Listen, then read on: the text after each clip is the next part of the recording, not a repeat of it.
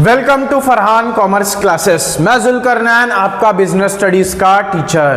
तो आज हम लेक्चर 7 करने वाले हैं। क्या करेंगे सर? लेक्चर 7। इसके पहले अगर आपने बाकी लेक्चर्स नहीं देखा है तो सबसे पहले आप बाकी लेक्चर्स को देख कर के आएंगे, उसके बाद ये वाले लेक्चर को आप कंटिन्यू करेंगे। ठीक है, आज जो हमारा टॉपिक है बेसिकली वो लास्ट टॉपिक है आपके business studies chapter 1 class 12th का। ठीक है, वो लास्ट टॉपिक क्या है सर? वो क्या है सर? लास्ट टॉपिक आपका कोऑर्डिनेशन। क्या है? कोऑर्डिनेशन। कोऑर्डिनेशन मतलब मिलजुल करके काम करना।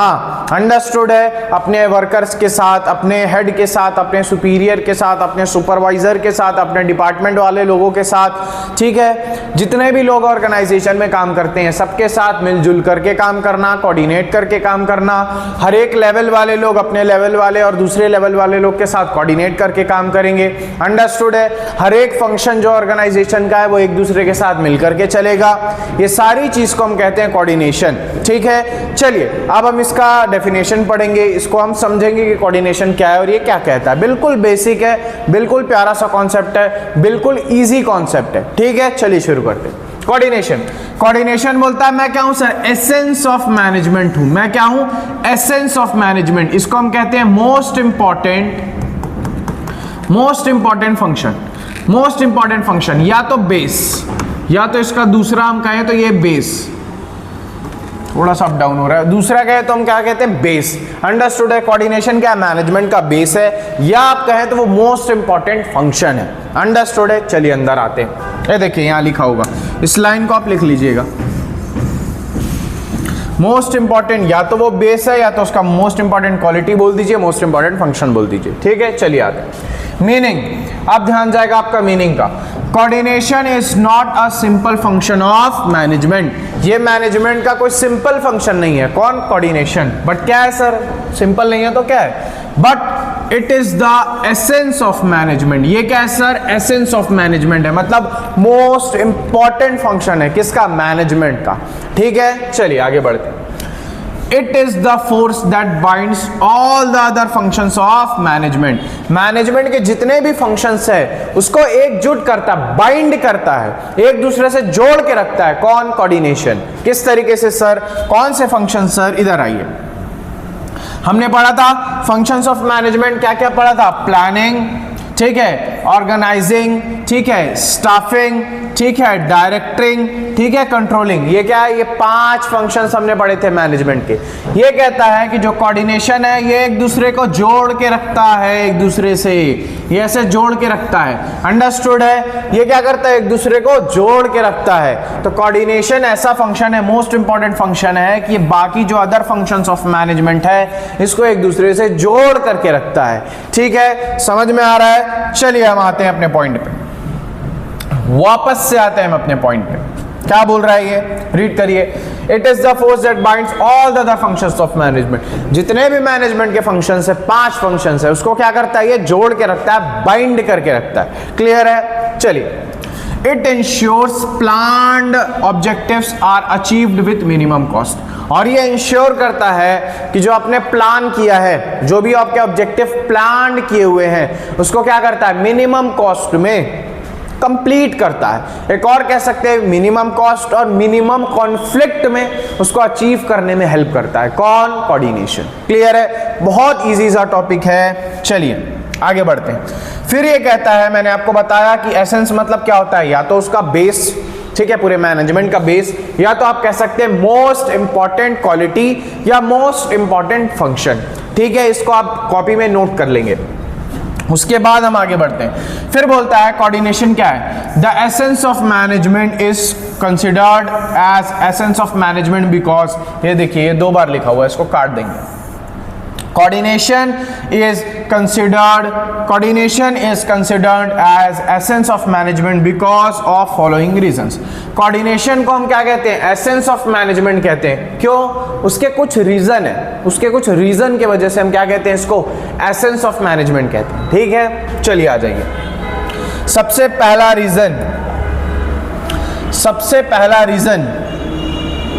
पहले रीजन को हम अच्छी तरीके से कंप्लीट करेंगे। ये पूरा आपके बोर्ड में होगा।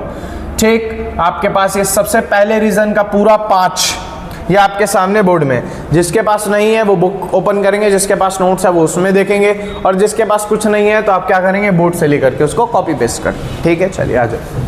तो कोऑर्डिनेशन सबसे पहला एसेंस ऑफ मैनेजमेंट क्यों है? सबसे पहला, coordination is needed to perform all the functions of management. ये बोल रहा है कोऑर्डिनेशन मोस्ट इंपॉर्टेंट फंक्शन है। क्यों? क्योंकि कोऑर्डिनेशन की जरूरत पूरे फंक्शंस, 5 फंक्शन जो है मैनेजमेंट के, उसको परफॉर्म करने में कोऑर्डिनेशन की जरूरत पड़ती है, कोऑर्डिनेशन की हेल्प लगती है। किस तरीके से? आइए, सबसे पहला फंक्शन क्या है जी? प्लानिंग। सबसे पहला फंक्शन है प्लानिंग। क्या बोलता है? Coordination begins at planning stage when management plans for whole organisation. ये बोलता है कोऑर्डिनेशन सबसे पहले शुरू कहां से होता है? प्लानिंग से शुरू होता है। जब लोग मिलकर के क्या करते हैं? प्लान करते हैं, मिलजुल करके प्लान करते हैं, केओस और कॉन्फ्लिक्ट को छोड़ करके एक दूसरे की बात को सुनते हैं और एक प्लान लेकर के आते हैं। ठीक है, तो कोऑर्डिनेशन किस पे स्टार्ट होता है? कहां से शुरू होता है? प्लानिंग स्टेज पे शुरू होता है। उसके बाद आगे बढ़ते हैं, based on plans the organisational structure is develop. अब आपने प्लान तो कर लिया, उसके बाद एक हम ऑर्गेनाइजेशनल स्ट्रक्चर डेवलप करते हैं, मतलब ऑर्गेनाइजिंग करते हैं। जिसका जो काम है उस डिपार्टमेंट में दे देते हैं, एक स्ट्रक्चर वाइज बना देते हैं। ठीक है, तो सबसे पहले हम प्लानिंग में कोऑर्डिनेशन करते हैं, उसके बाद हम क्या करते हैं? चीजों को ऑर्गेनाइज कर देते हैं, जिस हिसाब से हमने प्लान किया है उस हिसाब से। तो ये क्या हुआ? ये सेलिंग बन गया। जिस हिसाब से हमने प्लान किया है उस हिसाब से हमने क्या किया? ऑर्गेनाइज करा। तो ये इससे लिंक हो गया, कोऑर्डिनेशन हो गया। चलिए आगे बढ़ते हैं। थर्ड हमारा क्या बोलता है? स्टाफिंग। थर्ड क्या sir? Planning, organising, staffing. Staffing is required as per organisational structure and plan. Staffing किस तरीके से होगा? जिस तरीके से ऑर्गेनाइजेशन स्ट्रक्चर बना होगा। आपने जितने अपने डिपार्टमेंट बनाए होंगे उस डिपार्टमेंट में काम करने के लिए लोगों को रखना पड़ेगा। ठीक है, तो आपकी स्टाफिंग मतलब लोगों को रिक्रूट करना, लोगों को हायर करना।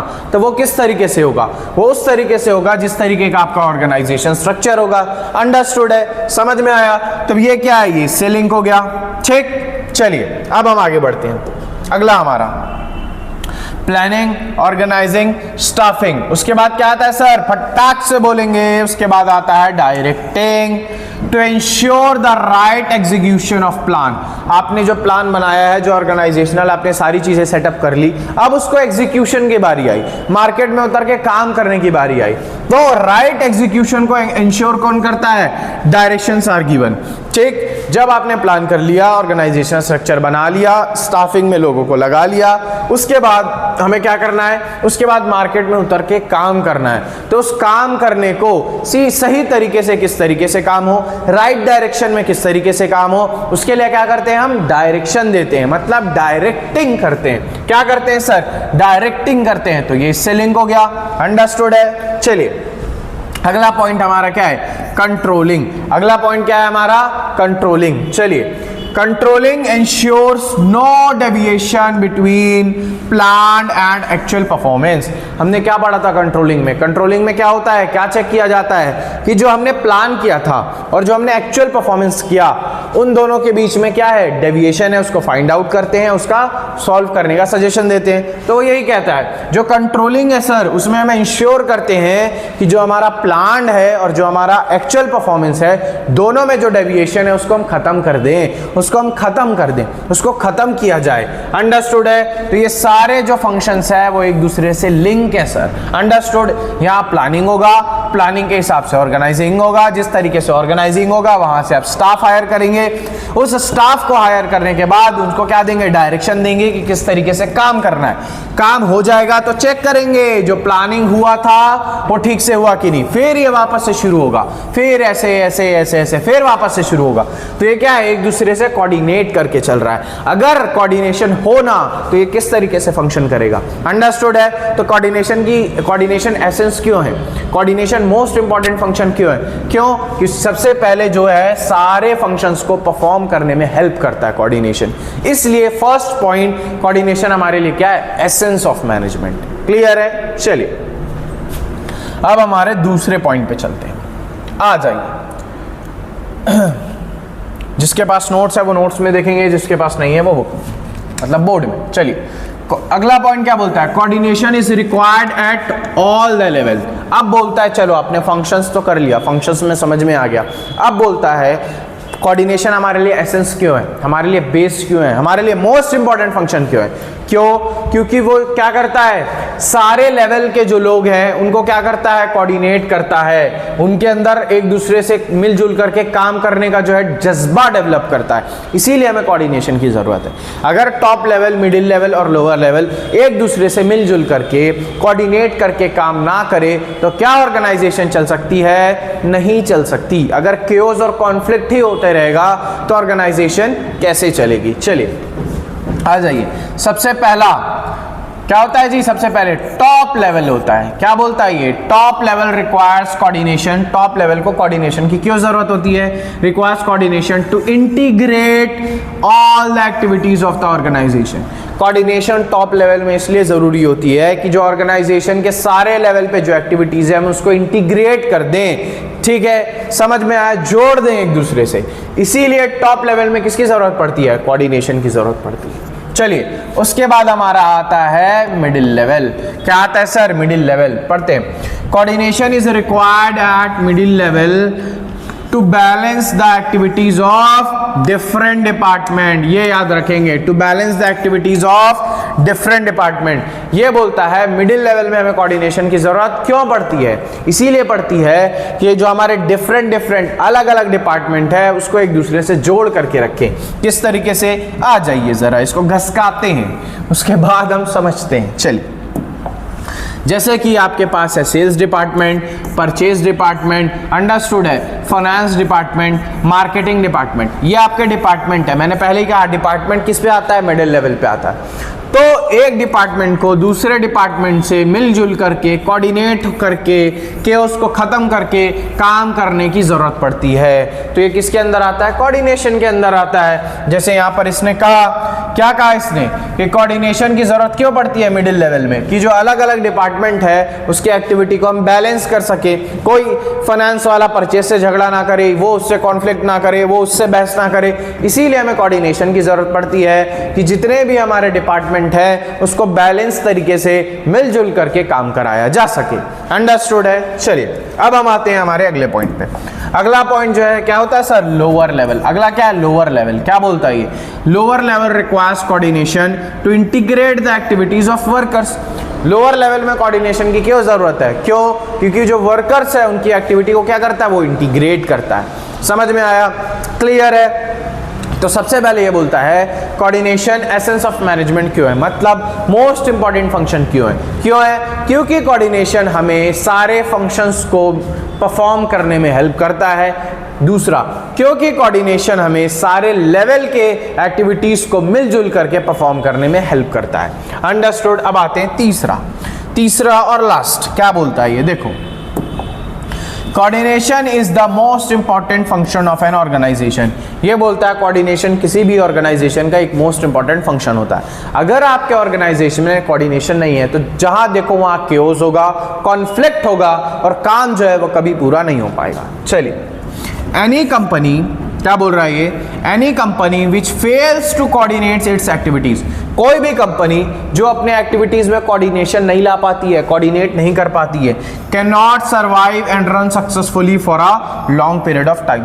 ऐसी ऑर्गेनाइजेशन जहां कोऑर्डिनेशन नहीं होता, टॉप लेवल मिडिल लेवल से बहस कर रहा है, मिडिल लेवल के डिपार्टमेंट में लड़ाइयाँ हो रही हैं, वर्कर सुपरवाइजर से लड़ रहा है, प्लानिंग के फंक्शन ऑर्गेनाइजिंग के फंक्शन से कोऑर्डिनेट नहीं हो पा रहे, कंट्रोलिंग में कुछ और हो रहा है, फिर प्लानिंग में कुछ और हो रहा है। अगर इस तरीके के कॉन्फ्लिक्ट, केओस और कंफ्यूजन होते रहेंगे तो क्या कोई भी कंपनी लॉन्ग टर्म तक सर्वाइव कर पाएगा? लॉन्ग पीरियड तक सर्वाइव कर पाएगा? बिल्कुल नहीं कर पाएगा। कंपनी चल नहीं पाएगी।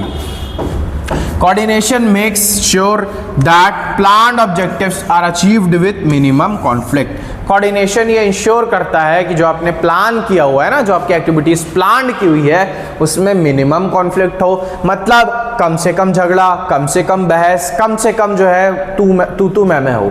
ठीक है, तो ये किससे होता है? ये कोऑर्डिनेशन से होता है। अगर कोऑर्डिनेशन ना हो तो ये सारी चीज़ें बहसबाजी होगी और कंपनी लॉन्ग टर्म तक चल नहीं पाएगी। इसको हम जो है एक बार में देख लेते हैं। चलिए, सबसे पहले हमने यहाँ पे क्या पढ़ा? कोऑर्डिनेशन का मीनिंग पढ़ा। कोऑर्डिनेशन जो है सारे मीनिंग का है ये। कोऑर्डिनेशन एक सिंपल फंक्शन नहीं है, एसेंस ऑफ मैनेजमेंट है। ये क्या करता है? ये इंश्योर करता है और क्या करता है? बाइंडिंग फोर्स है। पूरे मैनेजमेंट के लिए।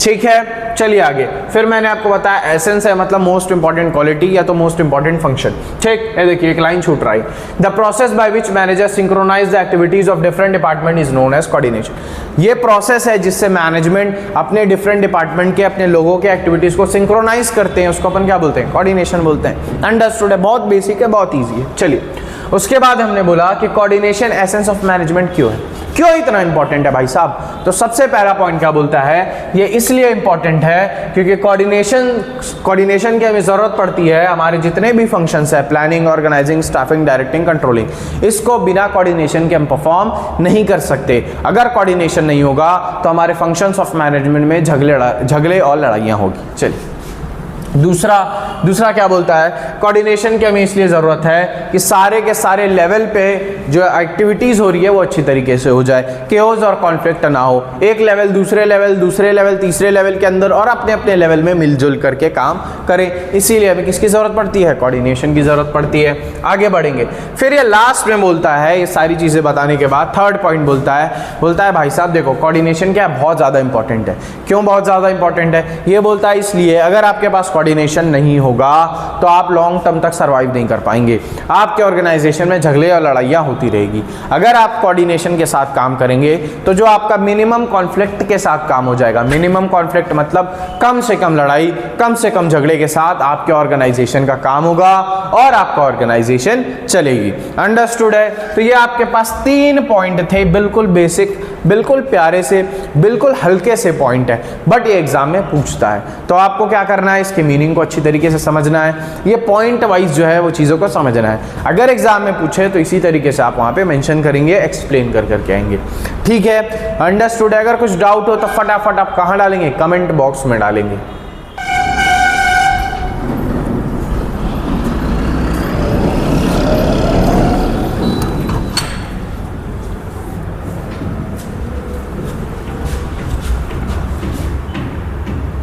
चलिए अब हम आगे बढ़ते हैं। अब जो है बिल्कुल बेसिक हम एंडिंग पे आ चुके हैं सब्जेक्ट के। अब ये अगला पॉइंट बोलता है नेचर फीचर ऑफ कोऑर्डिनेशन। क्या बोलता है, कोऑर्डिनेशन का नेचर क्या है और फीचर क्या है। ये जो है कोऑर्डिनेशन का नेचर फीचर, ये हमने बाकी जगह भी पढ़ रखा है, तो ये आपके लिए बहुत इजी होगा समझना, बहुत ही ज़्यादा इजी। इसीलिए हम इसके अंदर नहीं जाएंगे, इसको ऐसा पॉइंट वाइज पढ़ेंगे। अंडरस्टूड है। जो आपके बुक में इसका डिटेल दिया, आपको क्या करना है, बुक रीडिंग कर लेनी है अच्छी तरीके से, तो बहुत ईजी, बहुत आसान में, बहुत कम वक्त में आपको समझ में आ जाएगा। ठीक है, ज़्यादा इसमें टाइम इन्वेस्ट हमें नहीं करना है। चलिए इसको हम ज़रा फोकस कर लेते हैं कि आप लोगों को पॉइंट बहुत अच्छी तरीके से दिखाई दे। पहला पॉइंट क्या बोलता है, sir, coordination is a pervasive function.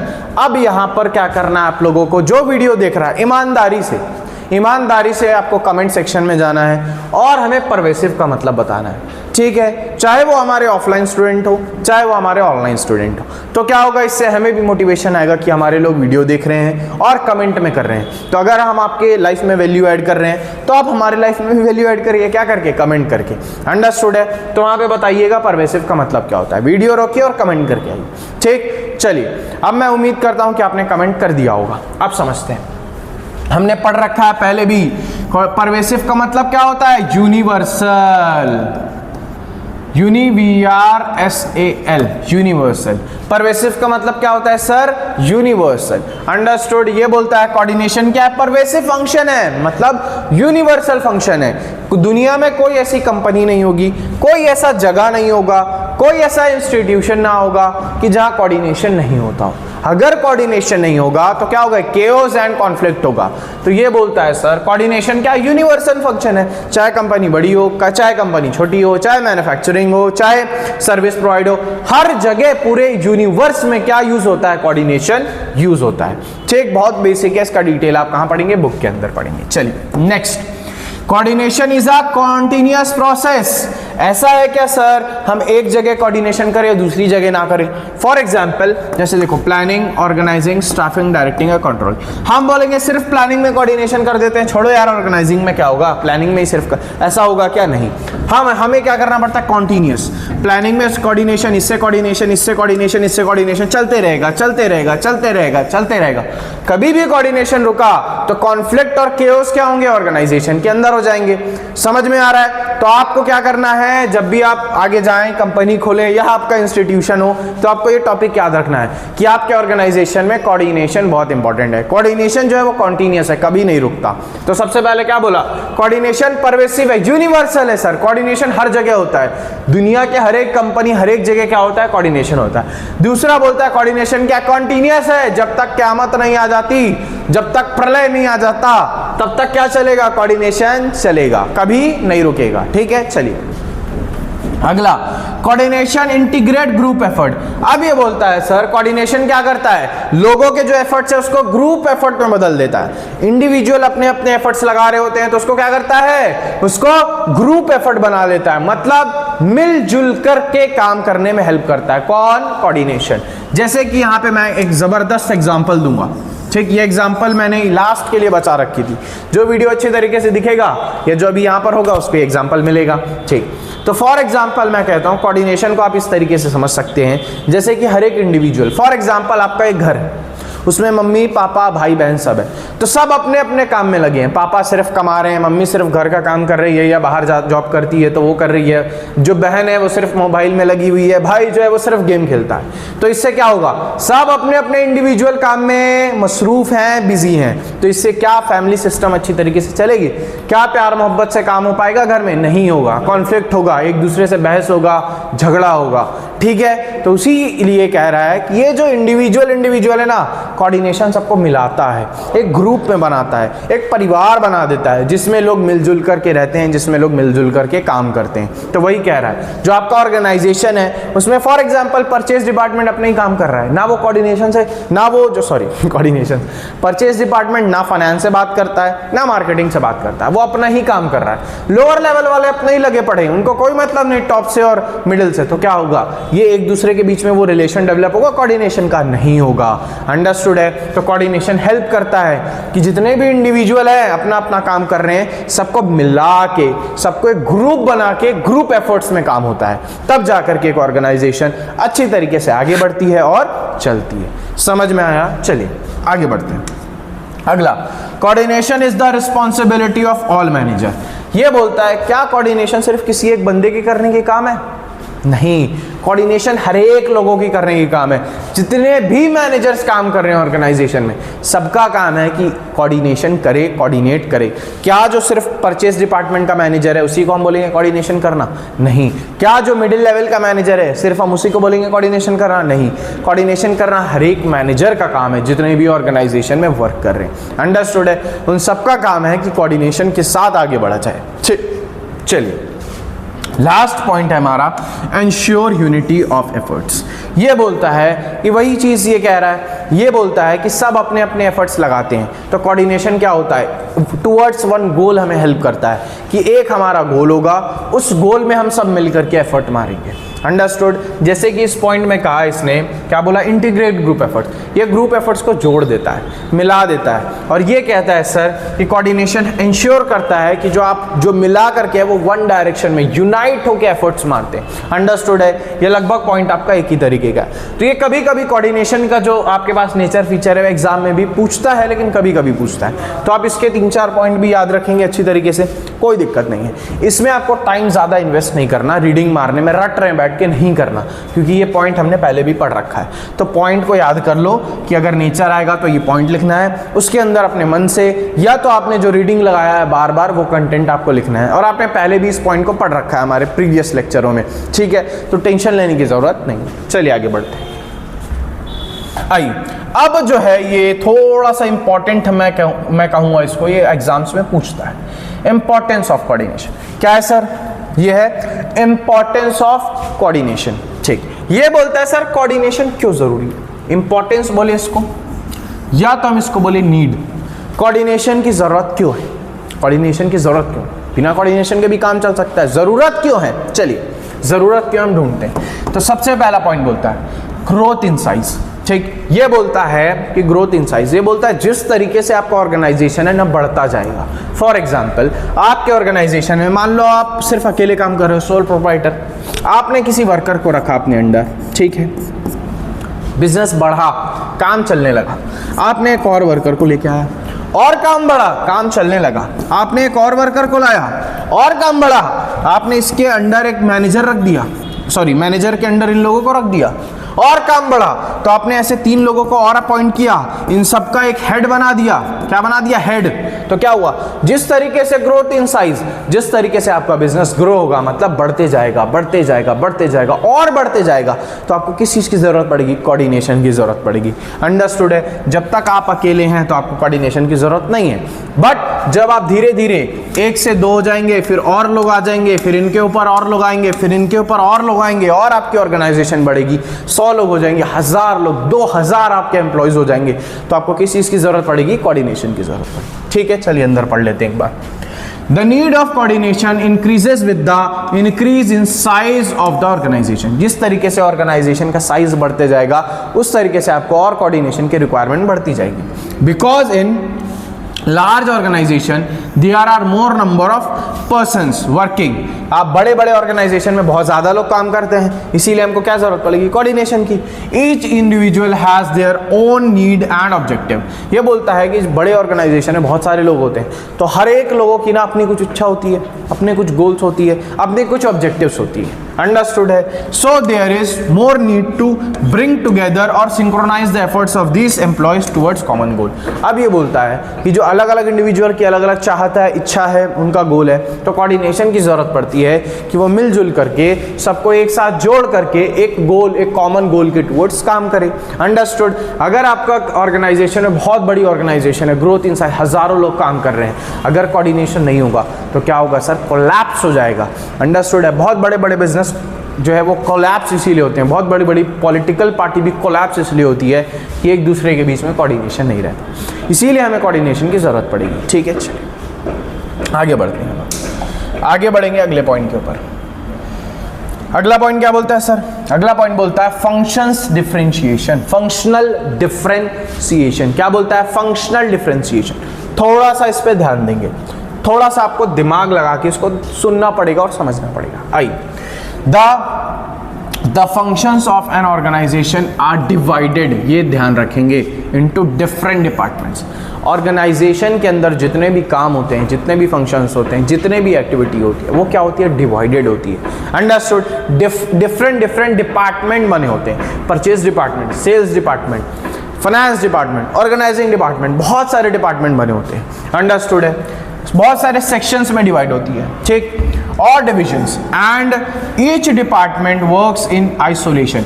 हर एक डिपार्टमेंट अपने डिपार्टमेंट के लिए काम करता है, चुपचाप से। जो परचेज डिपार्टमेंट के लोग अपने डिपार्टमेंट के लिए काम करते हैं आइसोलेशन में, परचेज डिपार्टमेंट से वो बाहर निकल ही नहीं पाते, ये ऐसा कहता है। By giving more importance to its objectives, the coordination is needed to minimize the difference among department. अब ये बोलता है कि हम क्या करेंगे?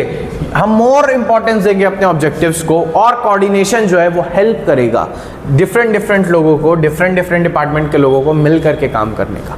अगर मैं इसको एक कुछ चंद वर्ड्स में बोलूं, फंक्शनल डिफरेंशिएशन ये बोलता है किसी भी ऑर्गेनाइजेशन में बहुत सारे फंक्शंस होते हैं परफॉर्म करने के लिए, बहुत सारी एक्टिविटी होती है, बहुत सारे काम होते हैं, तो ये बोलता है कि इस काम को हम डिपार्टमेंट में बांट देते हैं, डिवीजन में बांट देते हैं, बहुत ज़्यादा अलग अलग डिपार्टमेंट, डिवीजन, और एक वर्ड क्या बोला था, बहुत ज़्यादा सेक्शंस में बांट देते हैं। ये सेक्शन ये सेक्शन ये डिपार्टमेंट उसका, ये डिवीजन उसका। अंडरस्टूड है? तो क्या होता है, जो डिपार्टमेंट के लोग होते हैं वो सिर्फ अपने डिपार्टमेंट में फोकस रखते हैं, उनको पता ही नहीं होता बाहर क्या हो रहा है, वो सिर्फ अपने ऑब्जेक्टिव पे काम करते हैं बस। तो कोऑर्डिनेशन क्या करता है? वो उन लोगों को एक साथ मिलाता है, मिलजुल करके काम करने में हेल्प करता है। अंडरस्टूड है? मैं कहता हूं आपको, परचेज डिपार्टमेंट वाला सिर्फ अपने डिपार्टमेंट में काम करेगा, अगर वो दूसरे डिपार्टमेंट से कोऑर्डिनेट नहीं करेगा तो उसको पता कैसे चलेगा कि मेरे को और कितना प्रोडक्शन करना है? वो सेल्स डिपार्टमेंट से पूछेगा सेल के क्या हालात है, तब तो जाकर के वो प्रोडक्शन समझेगा। सेल डिपार्टमेंट वाला मार्केटिंग से पूछेगा किस तरीके से मार्केटिंग हो रही है, और मुझे कितना स्टॉक अपने पास रखना चाहिए या कितना बेचना चाहिए। अगर ये चीजें नहीं होगी तो क्या होगा? कॉन्फ्लिक्ट, केओस होगा, ऑर्गेनाइजेशन ठप हो जाएगा। तो ठीक है, तो डिफरेंट डिपार्टमेंट के लोगों को, डिफरेंट डिफरेंट फंक्शंस के लोगों को एक मिलजुल करके काम करने में हेल्प करता है कौन? कोऑर्डिनेशन। क्लियर है? लास्ट पॉइंट पे आते हैं हमारे, बिल्कुल बेसिक सा, बेसिक है बट थोड़ा समझने का। स्पेशलाइजेशन, स्पेशलाइजेशन इसको मैं ना आपको समझाता हूं। आप एक एग्जांपल लिख लीजिए, ठीक है? एग्जांपल 8 डॉक्टर्स, क्या बोला मैंने, 8 डॉक्टर, वहां पे लिख लीजिए, कहां पे आपके बुक में या इसके पास जो होगा नोट्स होगा या जिस तरीके का होगा वहां पे 8 डॉक्टर्स। मैं कहता हूं, सॉरी, ठीक, मैं कहता हूं एक ऑर्गेनाइजेशन है, ठीक, या हॉस्पिटल है, वहां पे 8 डॉक्टर रहते हैं, इसको अपन डिवाइड कर लेते हैं। हर एक डॉक्टर अपने अपने फील्ड में स्पेशलाइज होता है। कोई हार्ट का डॉक्टर होता है, कोई ब्रेन का होता है, कोई क्या होता है, हड्डी का होता है, कोई लंग्स का होता है, कोई क्या बोल सकते हैं, और नसों का डॉक्टर होता है, ठीक है, स्पाइनल कॉर्ड का कोई डॉक्टर होता है, और बहुत सारे डॉक्टर होते हैं। तो एक ऑर्गेनाइजेशन में बहुत सारे स्पेशलिस्ट लोग रहते हैं। क्या रहते हैं? बहुत सारे स्पेशलिस्ट रहते हैं। जैसे कि मैं इस हॉस्पिटल का एग्जाम्पल लेता हूँ, एक हॉस्पिटल में 8 डॉक्टर है जो स्पेशलिस्ट है। अंडरस्टूड? मुझे कुछ हुआ, फॉर एग्जाम्पल मुझे सर में दर्द हुआ, ठीक, मैं इस हॉस्पिटल में गया तो हार्ट का डॉक्टर आया मेरे पास, बोलता है चलो मैं चेक करता हूँ, मैं भी स्पेशलिस्ट हूँ। तो दूसरा आके बोलता है नहीं मैं चेक करता हूँ, मैं भी स्पेशलिस्ट हूँ, मैं भी पढ़ा लिखा हूँ। तो इससे क्या होगा, सारे के सारे जो स्पेशलिस्ट हैं वो अपने आप में ईगोस्टिक होते हैं कि मैं तो बेस्ट हूँ, मैं तो सबसे अच्छा हूँ, ठीक। तो इन स्पेशलिस्ट लोगों को मिलजुल करके काम करवाने से, कॉन्फ्लिक्ट दूर करने से, लड़ाई झगड़ा करने से बचाने से हमें किसकी जरूरत पड़ेगी? कोऑर्डिनेशन की जरूरत पड़ेगी। अंडरस्टूड है? हर एक ऑर्गेनाइजेशन में एक्सपर्ट लोग होते हैं, बहुत भारी स्पेशलाइज्ड लोग रहते हैं। वो क्या सोचते हैं, मैं ही स्पेशलाइज्ड हूँ। ईगो होता है उनके अंदर कि इस चीज को मैं डील कर सकता हूँ, ठीक है। तो अगर हम उनके ईगो पे जाएंगे तो ऑर्गेनाइजेशन का बेड़ा गर्क हो जाएगा। तो वो यही कहता है, ये जितने भी जो आपके स्पेशलिस्ट हैं ना, इनको भी क्या करना पड़ेगा? कोऑर्डिनेशन के साथ, मिलजुल करके साथ काम करवाना पड़ेगा। अंडरस्टूड है? इसीलिए हमें कोऑर्डिनेशन की जरूरत पड़ती है। चलिए इसको हम पढ़ लेते हैं, अंदर क्या लिखा है। There are number of specialists working in organization। ये बोलता है किसी भी ऑर्गेनाइजेशन में बहुत सारे स्पेशलिस्ट होते हैं, बहुत सारे। In all of them work in their own way। सब अपने अपने तरीके से काम करते हैं, मैं बेस्ट हूँ, मैं बेस्ट हूँ। It will result in chaos and confusions। उससे क्या होगा? सब बोलते हैं मैं बेस्ट हूँ, मैं बेस्ट हूँ, मैं बेस्ट हूँ, तो उससे क्या होगा? कंफ्यूजन और chaos होगा। So there is need to coordinate the activities of specialists in a common direction। तो हमें इन सब स्पेशलिस्ट को बैठ के समझाना पड़ेगा, एक दूसरे से कोऑर्डिनेट कराना पड़ेगा और एक कॉमन डायरेक्शन में काम करवाना पड़ेगा। उनको कहना पड़ेगा डॉक्टर्स को कि आप अपना इंडिविजुअल वर्क देखिए, मिलजुल करके काम करिए, ठीक है। ईगोस्टिक मत बनिए कि मैं ही क्या कर सकता हूँ, मैं ही बेस्ट हूँ। अंडरस्टूड है? चलिए, common direction and get maximum benefit of this specialist. उन स्पेशलिस्ट के से हमें क्या करना है? मैक्सिमम बेनिफिट निकालना है। अंडरस्टूड है? कोई भी स्पेशलिस्ट वेस्ट ना हो जाए। तो यही कहता है, किसी भी ऑर्गेनाइजेशन में बहुत ज़्यादा स्पेशलिस्ट होते हैं, उनको लगता है कि मैं ही बेस्ट हूँ, सब अपने अपने तरीके से काम करते हैं, ईगो आ जाती है, तो हमें कोऑर्डिनेशन की जरूरत पड़ती है। इन लोगों को, अरे पाजी तुसी ठंड पाओ, बैठो बैठो तुसी बैठो। अंडरस्टूड है? ये करने के लिए हमें किसकी जरूरत पड़ती है? कोऑर्डिनेशन की जरूरत पड़ती है। समझ में आया? चलिए, तो ये हमने अभी पढ़ा, क्या पढ़ा sir? Importance of coordination, importance of coordination और नीड्स ऑफ कोऑर्डिनेशन। सबसे पहला उसमें क्या बोला सर? ग्रोथ इन साइज, जैसे जैसे ऑर्गेनाइजेशन बढ़ेगी कोऑर्डिनेशन की जरूरत पड़ेगी, ठीक। दूसरा क्या बोला? Function differentiation. हर एक ऑर्गेनाइजेशन में डिफरेंट डिपार्टमेंट होते हैं, डिफरेंट डिवीजन होते हैं, डिफरेंट सेक्शंस होते हैं, तो उनको एक दूसरे को मिलजुल करके काम करने में हेल्प कौन करता है? कोऑर्डिनेशन करता है। फिर बोलता है स्पेशलाइजेशन। ये बोलता है कि ऑर्गेनाइजेशन में बहुत सारे स्पेशलिस्ट होते हैं, सबको अपना ईगो प्यारा होता है, सबको लगता है कि मैं ही बेस्ट हूँ। तो अगर इनके बीच में कॉन्फ्लिक्ट को दूर करने के लिए, मिलजुल करके काम करने के लिए हमें किसकी जरूरत पड़ती है? कोऑर्डिनेशन की जरूरत पड़ती है। अंडरस्टूड है? समझ में आया? तो आज हमने कोऑर्डिनेशन को बहुत अच्छी तरीके से पढ़ा, समझा कोऑर्डिनेशन क्या है, किस तरीके से उसके इंपॉर्टेंस क्या है, उसके फीचर्स क्या है। अंडरस्टूड? अगर इसमें आपको कोई भी तरीके का डाउट है तो आप कमेंट सेक्शन में बताएंगे। यह हमारा चैप्टर 1 बिजनेस स्टडीज का यहीं समाप्त होता है। इसमें अगर आपको इस पूरे चैप्टर में कहीं भी डाउट है तो उस वीडियो में जाएं, उस वीडियो के नीचे आप कमेंट करके बताएंगे हमें। अगर वीडियो में कुछ क्वालिटी में डिफरेंस है या और आप चाहते हैं कि कुछ हम नया तरीके से लेकर के आएँ, तो वो भी हमें आइडियाज़ आप किस में देंगे? कमेंट सेक्शन में बताएंगे, ठीक है। तो आप सभी से गुजारिश है कि हमारी जो बाकी वीडियोस है बिजनेस स्टडीज़ की, अकाउंट्स की और इकोनॉमिक्स की, वो भी पढ़िए, उसमें भी कमेंट करिए, लाइक करिए और अपने जो फ्रेंड्स हैं वहाँ तक पहुँचाइए। और हमारा ऑफर अभी ऑनलाइन का निकला हुआ है, जहाँ हम 999 में पूरे साल की पढ़ाई करा रहे हैं। तो फटाफट जाइए, हमारे नंबर पर कॉन्टैक्ट कीजिए और हमें बताइए कि आप वो ऑफर लेना चाहते हैं। हमें इंस्टाग्राम पे फॉलो कीजिए, यूट्यूब पे सब्सक्राइब कीजिए। अंडरस्टूड है? चलिए, तो आज का लेक्चर हम यहाँ समाप्त करते हैं, ये चैप्टर को हम यहाँ समाप्त करते हैं। हम आपको अगले वीडियो में मिलेंगे न्यू चैप्टर के साथ।